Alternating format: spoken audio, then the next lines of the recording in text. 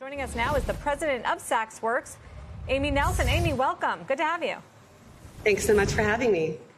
So what is the idea here? How is it different than just an ordinary WeWork working space? It's a great question. So I think, at SaxWorks, we're looking at the question of how can we take retail spaces and welcome back the community in a different way, in a new way. We have both workspaces, but also fitness, wellness, programming, cafes. I mean, the list kind of goes on, and the opportunities are endless. Is it a somewhat sad commentary on the state of department stores that there's just too much square footage of them in this country?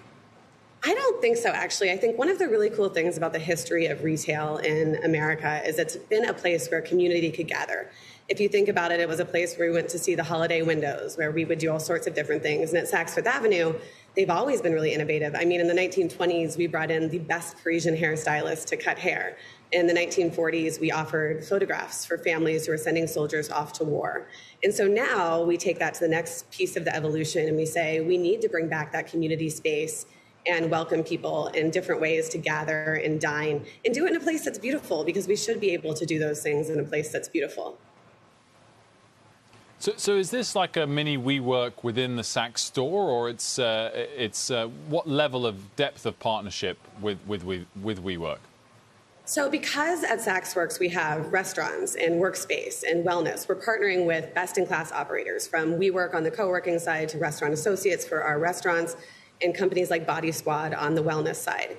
We are building spaces at times within SaxWorks where we can be additive to the stores, but we're also doing it in former Lord & Taylor locations and other locations throughout the country. For example, in Greenwich, we're opening a restaurant concept in the old Ralph Lauren mansion. So is it about just boosting the brand and the awareness of the brand of Saks Fifth Avenue, or does it actually help drive sales in the retail locations as well? I think it does help drive sales in the retail location, but it also says, how else can we serve our customers? If you look at Apple, at one point they just made desktop computers, then they went to laptops and iPhones. And retail is thinking the same way. I think, HBC, our parent company, we're asking ourselves, how can we continue to evolve and serve our customers in different ways?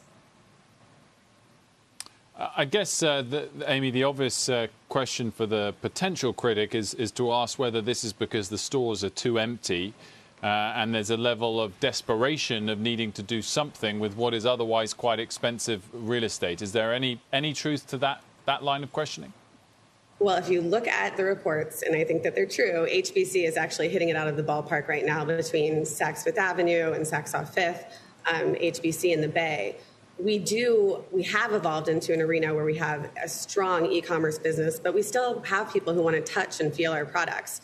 And so I think at SaxWorks, what we're saying is you can do those things in our stores, but you can also come and eat and dine and have a glass of wine and work and do all of the different things.